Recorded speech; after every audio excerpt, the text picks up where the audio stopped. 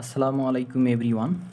আজকে আমরা এসএসসি ফিজিক্সের চ্যাপ্টার 4 এর অর্থাৎ কাজ শক্তি ক্ষমতা এই অধ্যায়ের আমরা কর্মদক্ষতার ম্যাথগুলো আজকে সলভ করব। তো শুরুতে আমরা এই ম্যাথটা সলভ করব। এটা আসছে ময়মনসিংহ বোর্ড 2021 সালে। এখানে বলছে 49% কর্মদক্ষতার মোটর দিয়ে 10 মিটার গভীর কুয়া থেকে 20 সেকেন্ড সময়ে 100 কেজি পানি উঠানো যায়। মোটরটির ক্ষমতা নির্ণয় করো। তো আমরা সবাই কর্মদক্ষতার সূত্র আশা করি জানি। যে কর্মদক্ষতার সূত্রটা কি? সূত্রটা হলো যে ইটা মানে কি? ইটা মানে হচ্ছে কর্মদক্ষতা। Eta equal P by P prime. এখানে পি হচ্ছে লভ্য কার্যকর ক্ষমতা, লভ্য কার্যকর ক্ষমতা। আর পি প্রাইম মানে কি? পি প্রাইম মানে হচ্ছে মোট প্রদত্ত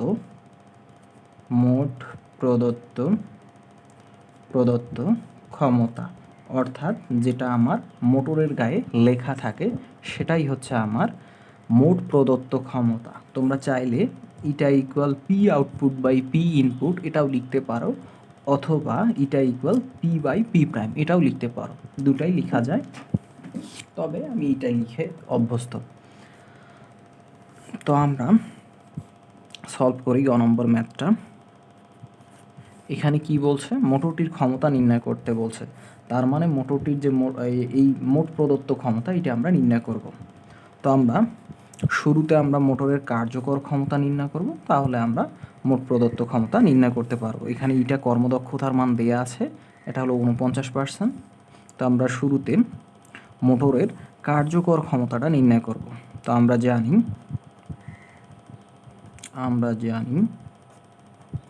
যে P equal mg h by T. এখানে এম কত? এম হচ্ছে, দেখো এম দেওয়া আছে এই যে 100 KG.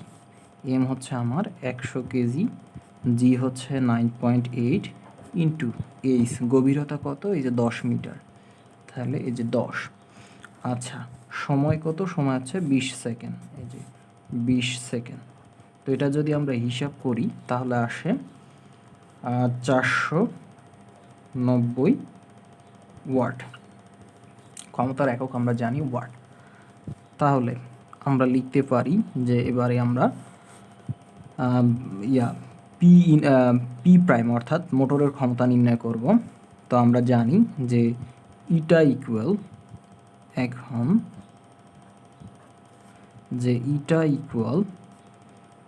P by P prime. তো আমরা যেহেতু এটা যদি আর গুণ করি তাহলে আসে আমার কি, যে ইটা পি প্রাইম ইকুয়াল পি। তাহলে এখান থেকে যদি আমি পি প্রাইম এটা হিসাব করি তাহলে আসে পি বাই ইটা। তো পি এর মান কত? পি এর মান দেখো এই যে 490 ওয়াট। আর কর্মদক্ষতা এখানে দেয়া আছে 49%। তো এটাকে যদি আমরা 100 দ্বারা ভাগ করি তাহলে কত আসে? অর্থাৎ পার্সেন্টেজটাকে আমাকে ভাঙাতে হবে। ভাঙালে আসে এটা হচ্ছে 0.49। তাহলে এটা হচ্ছে কত? ইটা কর্মদক্ষতা কত? 0.49। তাহলে এটা যদি আমরা হিসাব করি তাহলে আসে 1000। ক্ষমতার একক হচ্ছে ওয়াট। তাহলে আমার মোটরের যে ক্ষমতা সেটা কত আসলো? সেটা হলো 1000 ওয়াট। অর্থাৎ আমার মোটরের মোট প্রদত্ত ক্ষমতা হলো 1000 ওয়াট। এটাই হচ্ছে আমার অ্যান্সার। তো এখন আমরা এরপরের বোর্ড কোশ্চেনগুলো দেখব। তো এখন আমরা এই ম্যাথটা সলভ করব। এটা আসছে সিলেট বোর্ড 21 সালে। এখানে কি বলা হয়েছে? যে 1 কিলোওয়াট ক্ষমতা ও 70% কর্মদক্ষতা বিশিষ্ট একটি মোটর 30 মিটার উচ্চতায় পানি উত্তোলন করতে ব্যবহৃত হয়। অপরদিকে 2 কিলোওয়াট ক্ষমতা বিশিষ্ট একটি মোটর 2 মিনিটে 1000 কেজি ভরের পানি 10 মিটার উচ্চতায় উঠাতে সক্ষম। এখানে গ নম্বর প্রশ্নটা কি বলছে? এখানে বলছে যে প্রথম মোটরটি 5 মিনিটে কতটুকু পানি উত্তোলন করতে পারে। অর্থাৎ এখানে আমাকে পানির ভরটা বের করতে বলছে। ঠিক আছে? তো আমরা দেখি যে প্রথম মোটরের ক্ষেত্রে আমার কি কি ইনফরমেশন দেয়া আছে। তো আমরা জানি এখানে দেয়া আছে গ নাম্বার আমরা সলভ করব। গ নাম্বার দেওয়া আছে দেয়া আছে দেয়া আছে আছে কি কি দেয়া আছে দেখি। যেখানে প্রথম মোটরের তোমার 1 কিলোওয়াট ক্ষমতা, অর্থাৎ এখানে তোমার ইনপুটের মানটা দেয়া আছে। অর্থাৎ এখানে কি দেয়া আছে, ইনপুটের মান, যেটাকে আমরা বলি পি প্রাইম, অথবা তোমরা লিখতে পারো পি ইনপুট, দুটোই লিখতে পারো। এটা কত দেয়া আছে, এটা দেওয়া আছে 1 কিলোওয়াট। আর তোমরা জানো 1 কিলোওয়াট সমান কত, 1000 ওয়াট। তারপরে কি দেয়া আছে, 70%, এটা হচ্ছে কর্মদক্ষতা। তো কর্মদক্ষতা কত দেয়া আছে, 70%। এটা ইকুয়াল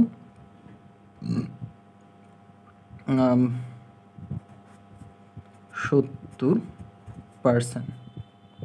তো এটাকে যদি আমরা পার্সেন্টেজটাকে ভাঙি তাহলে আসে 0.7।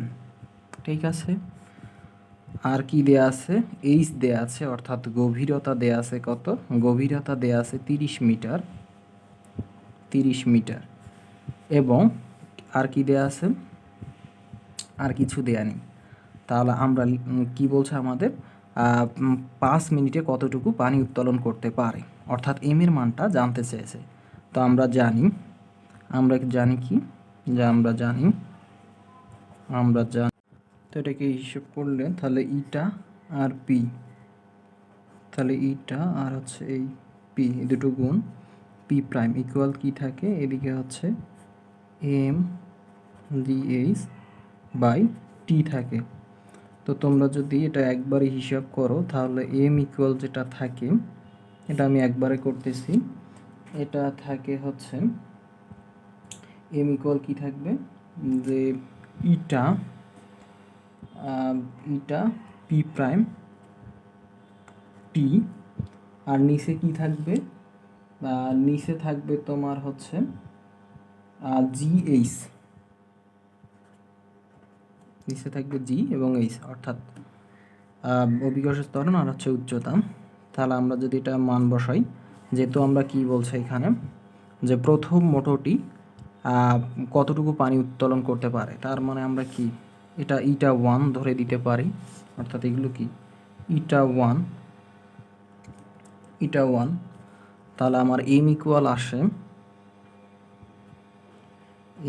আসবে, এখানে যদি আমরা মান বসাই, ইটার মান দেয়া আছে কত, 1 কিলোওয়াট, তার মানে হচ্ছে 1000, তোমার ইটার মান দেওয়া আছে 0.70%, তার মানে কি এটা 0.7 ইন্টু তোমার পি ইনপুটের মান কত দেওয়া আছে, পি প্রাইম মানে হচ্ছে পি ইনপুট, তো এটার মান কত দেওয়া আছে 1000 ইন্টু টি এর মান কত দেওয়া আছে, টি হচ্ছে দেখো 5 মিনিট, তার মানে হচ্ছে টি হচ্ছে 5 মিনিট, তাহলে 5 গুণন কত 60, এটাকে সেকেন্ডে নিলে আসে 5 হয় 30, 300 সেকেন্ড। তাহলে টি এর ভ্যালু কত, টি এর ভ্যালু হচ্ছে 300। আর জি অভিকর্ষজ ত্বরণ, এটা হচ্ছে 9.8। উচ্চতা কত, উচ্চতা দেয়া আছে 30 মিটার। তাহলে এটাকে যদি তোমরা হিসাব করো তাহলে আসবে 714.29 কেজি। এটাই হলো তোমার অ্যান্সার। ঠিক আছে, এবারে আমরা ঘ নম্বর ম্যাথটা সলভ করব। তো এখন আমরা ঘ নম্বর ম্যাথটা সলভ করব। ঘ নম্বর ম্যাথটা কি বলছে, যে পানি উত্তোলনের কাজে তুমি কোন মোটরটি নির্বাচন করবে। এখানে দুইটা মোটর দেওয়া আছে, একটা হচ্ছে 1 কিলোওয়াট আর একটা হলো 2 কিলোওয়াট। এই দুইটা মোটরের ক্ষেত্রে তুমি কোন মোটরটি নির্বাচন করবে, এটাই বলা হয়েছে। তো আমরা দুইটা মোটরের কি করব, ফার্স্ট অফ অল আমরা দুইটা মোটরের কর্মদক্ষতা নির্ণয় করব। কর্মদক্ষতা নির্ণয় করার পর যেই মোটরের কর্মদক্ষতা বেশি হবে সেই মোটরটা নির্বাচন করা ভালো হবে। কারণ তোমার কর্মদক্ষতা যদি বেশি হয় সেক্ষেত্রে কি হবে, তোমার শক্তির অপচয়টা কম হবে, অর্থাৎ শক্তি আর অপচয় মানে শক্তি তোমার কম লাগবে। সুতরাং দুইটা মোটরের মধ্যে আমরা কি করব, যে কর্মদক্ষতা নির্ণয় করব। কর্মদক্ষতা নির্ণয় করার পরেই আমরা বলতে পারবো যে কোন মোটরটা নির্বাচন করা ভালো হবে। তো দেখো যে আমরা প্রথম মোটরের যে কর্মদক্ষতা এটা দেয়া আছে 70%। তাহলে আমরা লিখলাম যে প্রথম মোটরের যে কর্মদক্ষতা সেটা কত, ইটা 1, সেটা হলো 70%। এখন দ্বিতীয় মোটরের ক্ষেত্রে আমার কি কি ইনফরমেশন দেয়া আছে? দ্বিতীয় মোটরের ক্ষেত্রে আমার যেহেতু দ্বিতীয় মোটর, সুতরাং এখানে কি বলা আছে যে 2 কিলোওয়াট ক্ষমতা বিশিষ্ট, তার মানে হচ্ছে এটা হচ্ছে পি ইনপুটের মান। তো এটাকে আমরা পি ডাবল প্রাইম দ্বারা চিহ্নিত করলাম যেহেতু দ্বিতীয় মোটর। তাহলে পি ডাবল প্রাইমের মান কত দেওয়া আছে, 2 কিলোওয়াট, মানে কত 2000 ওয়াট। এবং সময় দেয়া আছে, সময় কত 2 মিনিট, 2 মিনিট মানে কত 120 সেকেন্ড। এবং ভর দেয়া আছে পানির, যেটা কত 1000 কেজি। এবং গভীরতা দেয়া আছে এইচের ভ্যালু, সেটা হচ্ছে 10 মিটার। তাহলে আমরা শুরুতে কি করব, P2 এর মানটা পি এর মান বের করব। পি এখানে P2 বলতে দ্বিতীয় মোটর সেহেতু আমি P2 দ্বারা চিহ্নিত করছি। এই পি মান হচ্ছে লভ্য কার্যকর ক্ষমতা। তাহলে আমরা কি করলাম, দ্বিতীয় মোটরের লভ্য কার্যকর ক্ষমতা বের করলাম, যেটা কত 816.67 ওয়াট। তাহলে দ্বিতীয় মোটরের কর্মদক্ষতা কত হবে, যে এইটা equal P by P prime. এখানে P2 দ্বারা বোঝাচ্ছি লভ্য কার্যকর ক্ষমতা দ্বিতীয় মোটরে, এবং পি ডাবল প্রাইম দ্বারা বোঝানো হচ্ছে যে পি দ্বিতীয় মোটরের তোমার হচ্ছে মোট প্রদত্ত ক্ষমতা। তাহলে এটাকে যদি আমরা ক্যালকুলেশন করি তাহলে আসে 0.41। এটাকে আমরা 100% দ্বারা গুণ করলে না 41% আসে। 100% দ্বারা কেন গুণ করব, কারণ আমরা জানি যে তোমার হচ্ছে কর্মদক্ষতার যে সূত্রটা সেখানে কিন্তু একটা 100% ছিল। এটা equal P by P prime into 100%। এটা আবার লিখতে ভুলো না, এটা কিন্তু সাথে একটা 100 থাকে, তো 100 দ্বারা গুণ করলে আসে 41%। তাহলে প্রথম মোটরের আমার কর্মদক্ষতা আসলো 70%, দ্বিতীয় মোটরের আমার কর্মদক্ষতা আসলো 41%। তাহলে প্রথম মোটরের যেহেতু কর্মদক্ষতা বেশি, সুতরাং প্রথম মোটরটা নির্বাচন করা ভালো হবে। কেন? কারণ প্রথম মোটরের তোমার শক্তির অপচয়টা কম হবে, এজন্য প্রথম মোটরটা নির্বাচন করা ভালো হবে। তো এরপরে আমরা দেখি কিবোর্ড আছে, সেটা সলভ করব। তো এবার এই ম্যাথটা দেখো, যেটা আসছে বরিশাল বোর্ড 2021 সালে। এখানে বলা হয়েছে যে 10 কিলোওয়াট ও 8 কিলোওয়াট ক্ষমতার দুটি তড়িৎ মোটর 20 মিটার উঁচু বাড়ির ছাদে যথাক্রমে 400 কেজি রড ও 1000 লিটার পানি 30 সেকেন্ডে তুলতে পারে। ঠিক আছে, এখানে গ নম্বর কী বলছে, গ নম্বর বলছে যে প্রথম মোটর দ্বারা কৃত কাজ কত। তো আমরা দেখি গ নম্বরটা সলভ করি। যে গ নম্বর বলছে কি, যে প্রথম মোটর দ্বারা কৃত কাজ। তাহলে প্রথম মোটর দ্বারা কৃত কাজ আমরা জানি ডাব্লিউ ইকুয়াল mg, এই কৃত কাজের সূত্র। তো এখানে প্রথম মোটরের ক্ষেত্রে কি কি ইনফরমেশন দেওয়া আছে, প্রথম মোটর দেয়া আছে কত, যে 10 কিলোওয়াট। তারপরে কি দেয়া আছে, তাহলে হচ্ছে প্রথম মোটরের ভর দেয়া আছে কত, যে দেখি আমরা এইদিকে একটু লিখি, যে এম কত দেয়া আছে, প্রথম মোটরের ভর দেয়া আছে দেখো 400 কেজি। তাহলে এম ইকুয়াল কত 400 কেজি। তারপরে জি তো 9.8 ইন্টু এইচ, উচ্চতা কত দেয়া আছে, উচ্চতা দেয়া আছে 20 মিটার। তাহলে উচ্চতা দেয়া আছে আমার 20 মিটার। তাহলে উচ্চতা আমার দেয়া আছে 20 মিটার। তাহলে এম এর ভ্যালু বসাই 400 ইন্টু 9.8 ইন্টু 20। এটা যদি আমরা হিসাব করি তাহলে আসে 7800 কত যেন, যে 78,400 জুল। এটা হলো আমার অ্যান্সার। এখন আমরা ঘ নম্বরটা সলভ করব। ঘ নম্বর কি বলছে, ঘ নম্বর বলছে যে মোটর দুটির মধ্যে কোনটির কর্মদক্ষতা বেশি। তাহলে আমরা দুইটার কি করব, দুইটা মোটরের কর্মদক্ষতা বের করব। এখানে দুইটা মোটর দেয়া আছে, একটা 10 কিলোওয়াট এবং একটা 8 কিলোওয়াট। তাহলে এই দুইটা মোটরের আমরা কি করব, কর্মদক্ষতা নির্ণয় করব। তাহলে দেখি প্রথম মোটরের ক্ষেত্রে, তাহলে প্রথম মোটর মোটরের ক্ষেত্রে প্রথম মোটরের ক্ষেত্রে কি কি ইনফরমেশন দেওয়া আছে, যে এখানে তোমার 10 কিলোওয়াট অর্থাৎ পি এর যে ভ্যালু পি প্রাইম, প্রথম মোটর পি প্রাইম এটা কত দেয়া আছে 10 কিলোওয়াট সমান কত, যে 10,000 ওয়াট, দশক শতক হাজার অযুত 10,000 ওয়াট। আমরা জানি 1 কিলোওয়াট সমান কত 1000 ওয়াট, সুতরাং 10 কিলোওয়াট সমান 10,000 ওয়াট। এবং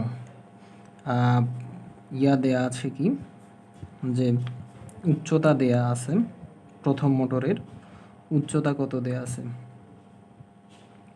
এইচ দেয়া আছে 20 মিটার।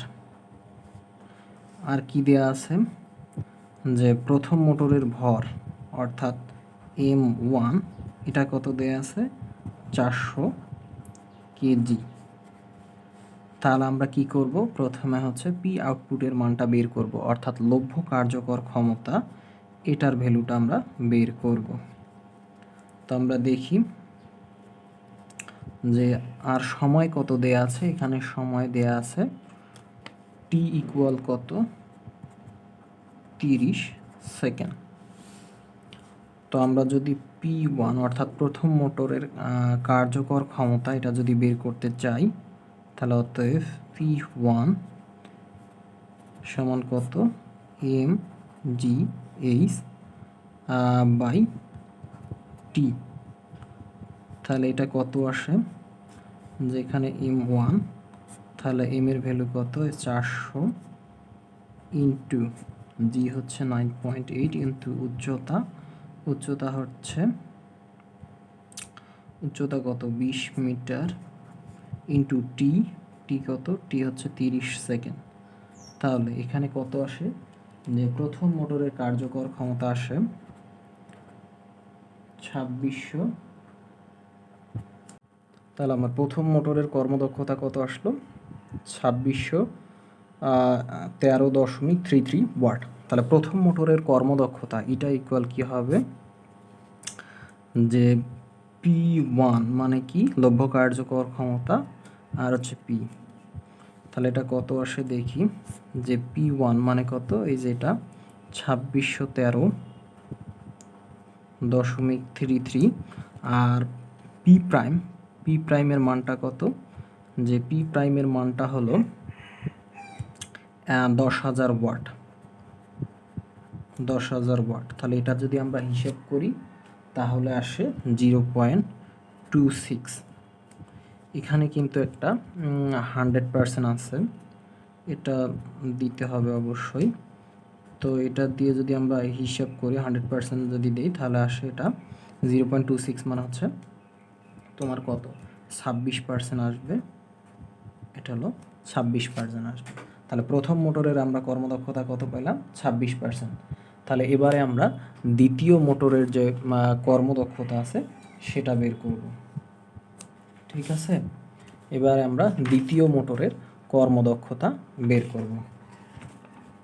তো দেখি যে দ্বিতীয় মোটরের ক্ষেত্রে অর্থাৎ দ্বিতীয়